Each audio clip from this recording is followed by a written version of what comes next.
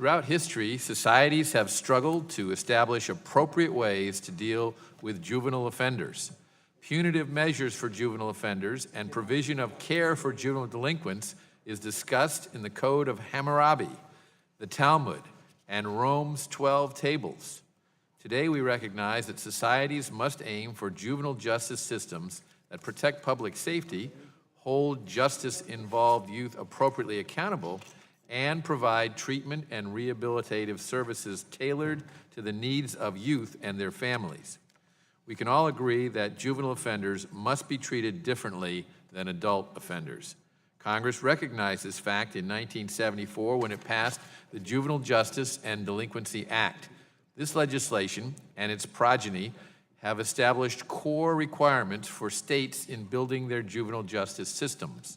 It induces states to deinstitutionalize status offenders, prevent youth from being detained with adult offenders, and address disproportionate minority contact with the juvenile justice system.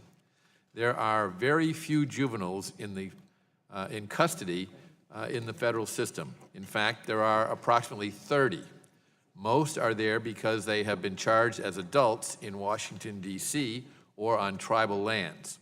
According to the Department of Justice, these juveniles tend to be older, generally between 17 and 20 years of age, are typically sentenced for sex-related offenses, and have typically committed violent offenses and have a history of responding to interventions and preventive measures in the community unfavorably.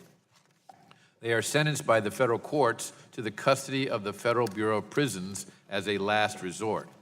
Conversely, at the state level, on any given day, there are around 50,000 juveniles in residential facilities.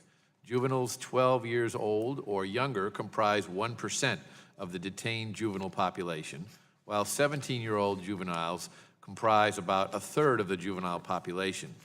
Due to the fact nearly all juveniles in the criminal justice system are state-level offenders, federalism plays an important role in improving juvenile justice. It has allowed states to try out various initiatives and see what is effective and what is not. Indeed, I am glad to see states exploring ways to reduce recidivism and improve youth outcomes by using evidence-based and evidence-informed programs, practices, and policies. I'm pleased to welcome Mr. Vignati from Georgia and Mr. McDonald from Indiana to today's hearing. Georgia and Indiana are at the forefront of juvenile justice reform and have implemented numerous programs to help reduce recidivism and rehabilitate youth. I'm particularly impressed by their commitment to using risk assessment instruments in lowering the number of juveniles in residential facilities and their efforts to assure all juveniles in secure facilities have access to education through the school districts where the facility is located.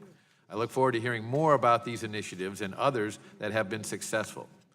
Even though state systems and the federal systems are distinct, I have always maintained that the states are laboratories of democracy, and they can show the national government what works and what does not, and more importantly, what reforms can be accomplished without endangering public safety.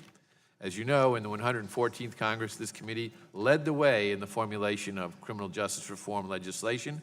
We plan to continue that effort in this Congress.